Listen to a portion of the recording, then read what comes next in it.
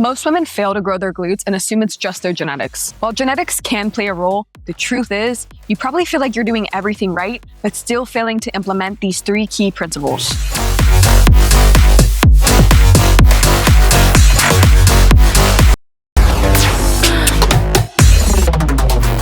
So today in this video, I'm gonna share 3 things that you probably haven't been doing and should start today. Hi, my name is Jacqueline. I'm an online fitness coach and content creator. And today in this video, I'm gonna share some tips that I personally used in order to grow my glutes from this to this in only 8 months, and how I help many women from different backgrounds and body types achieve results. Without further ado, let's get into it. Principle number 1, progressive overload. Progressive overload is the act of gradually increasing the stress placed upon the muscles and nervous system. People have used this term for many different things, such as increasing reps, increasing sets. Just to keep it simple and without getting into all the nuances, I am speaking in terms of increasing weight. By progressively increasing the weight that you lift, you are intentionally making it harder, which in return, you're causing more stress to be added to your muscle. And something you may not know, it doesn't matter how many times you go to the gym, how often you work out. If you are not incorporating this principle, you're not going to see the growth that you want. Think about it like this. If you're consistently pushing the same weight every time you work out, let's say you're doing a hip thrust, and you get to the point where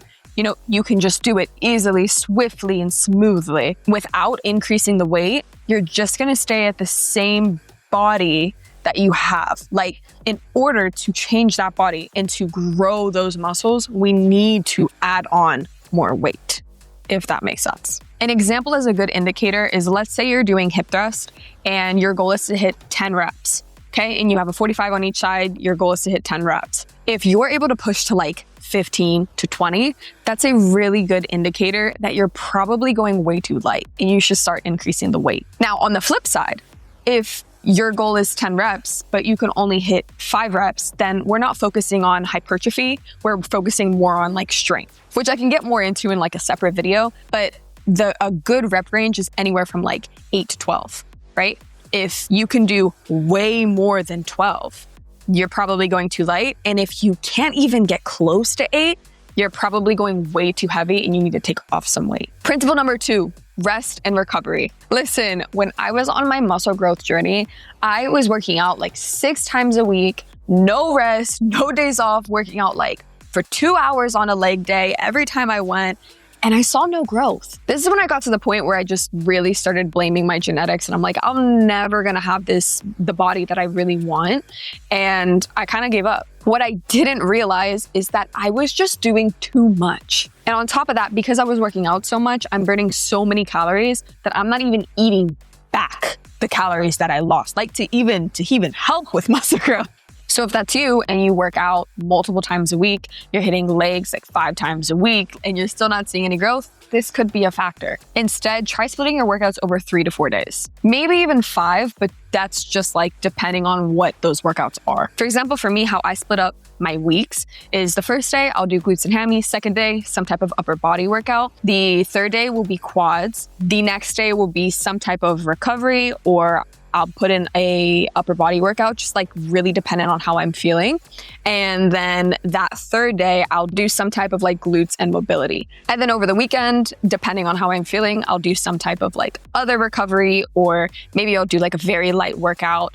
But it's really just dependent on that. I know you see it all the time because I see it all the time. Yes, the more that you hit your glutes, the more likely that your glutes will grow. However, there is still a way to do too much and not see growth. So spacing it out to give yourself enough time for rest and recovery for, the certain body parts that you're working out is essential. Principle number 3, variation. If the only exercise you're doing is squats for your glute days, could be a factor of why you're not seeing the growth that you want. Don't get me wrong, squats are a very effective compound exercise into growing your glutes. They only challenge the glutes from the bottom to mid-range of the movement, whereas other exercises load the glutes hardest in other areas where squats don't. To structure the perfect glute workout, you should be implementing these 4 things. 1, some type of hip thrust bridge pattern, whether that's hip thrust, glute bridge, single leg hip thrusts, or prog pumps. These exercises are super effective when wanting to build your glutes, especially when you're wanting to get that shelf look, as they heavily train the gluteus maximus, especially the mid to upper fibers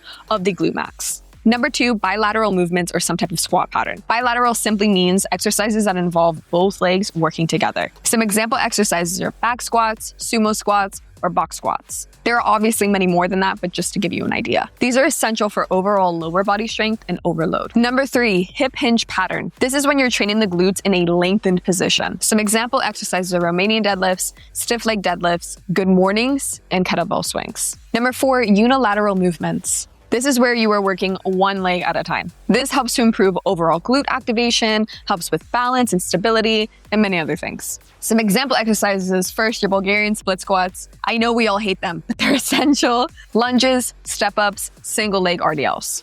And 5, your abduction movements. These are those exercises that target your glute medius and your upper glute max fibers, which really just means your mid to upper glutes and your side glutes. Some example exercises are cable abductions, seated abduction machine, lateral band walks, and clamshells. When I tell you the abduction movements specifically did wonders for my glutes, especially being so, long and skinny, I have no curve to my body whatsoever. They added roundness and fullness around my glutes as to when I'm walking, you can see my glutes. So these exercises are key for roundness, stability, and upper glute development. If you want more, I did just drop my 2-week booty building workout challenge.